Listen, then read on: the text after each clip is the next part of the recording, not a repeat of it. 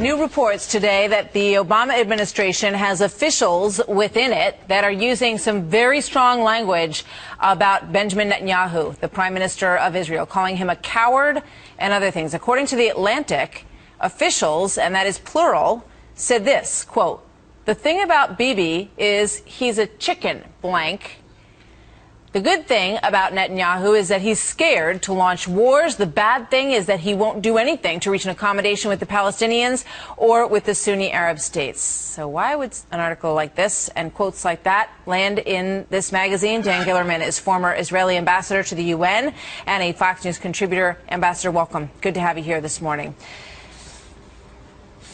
Thank you. It's good to be with you, Martha. I should point out we have a little bit of a delay, so we ask our viewers to be patient with that, and you and I work our way through it. They called Benjamin Netanyahu Aspergery, cowardly, and the word that I mentioned before.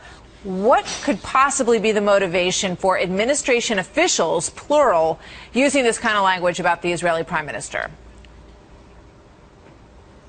Well, Martha, first of all, I hope very much that this is not true. If indeed these quotes are true and these things were said either by the president or his administration, I think it's shameful, it's abusive, and it's very, very counterproductive.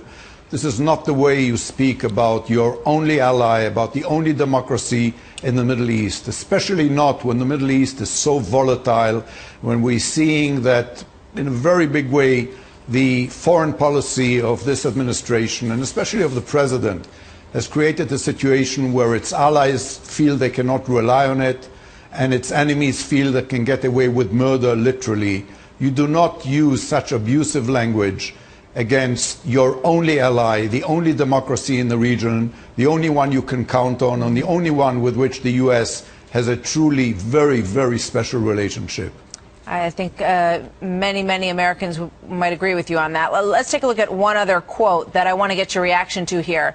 And this has to do with Iran and trying to end the nuclear efforts that they have in place. It says it's too late for him, meaning Prime Minister Netanyahu, to do anything.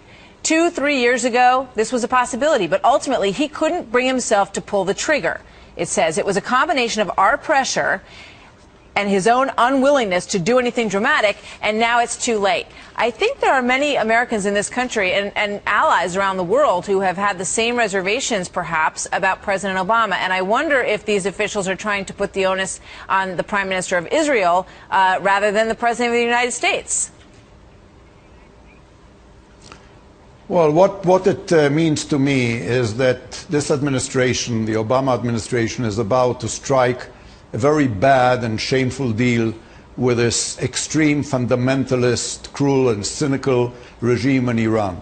Unfortunately, the history of this administration, whether it's bleeding from behind in Libya, hesitancy in Syria, abandoning its ally in Egypt, does not signal well. And I think that maybe they're already looking for an alibi or an explanation about the bad deal they're about to strike with Iran. But you know, the only reason that real sanctions were levied on Iran was the pressure put by Benjamin Netanyahu and the Israeli government and the belief that if nothing is done, we will do it. And I believe that Israel and the Prime Minister, who is there to protect the safety and security of Israelis and prevent a second Holocaust by the regime that denies the Holocaust while it's preparing the next one. If nobody else does anything about Iran, I believe Israel will still reserve the right to do something to stop that evil regime from becoming nuclear. Well, I would point our viewers to a front-page story in the Wall Street Journal today. U.S.-Iran relations move to détente. A lot of what you are saying, Ambassador Gillerman, is echoed in this story. It's a very good piece this morning on the front page. Ambassador, thank you so much for being with us. We'll see you soon back in New York.